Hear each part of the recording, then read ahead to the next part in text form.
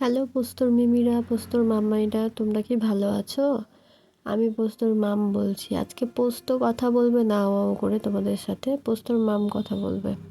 পোস্ত এখন 5 মাসের। পোস্তের জন্মের পর পোস্তকে নিয়ে কাটা ছেঁড়া। বাচ্চাকে একটু রোগা অমনি শুরু হয়ে যায়। তুমি কি ঠিকমতো খাওয়া দাওয়া করো না?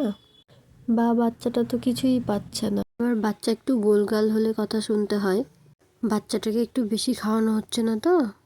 অথচ প্রতিটা বাচ্চার শারীরিক গঠন যে আলাদা তা ওনারা বোঝেন না।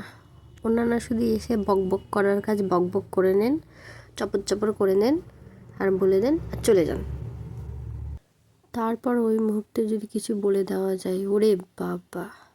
সবচেয়ে পরিচিতি সংলাপ, আমরা যখন মা হয়েছিলাম, আমরা কি মা হয়নি? বড়দের অভিজ্ঞতার দাম অবশ্যই আছে, কিন্তু ওনারা এটা কিছুতেই বুঝবেন না। যুগের পরিবর্তন হয়েছে, যুগের সাথে তাল মিলিয়ে চলতে হবে।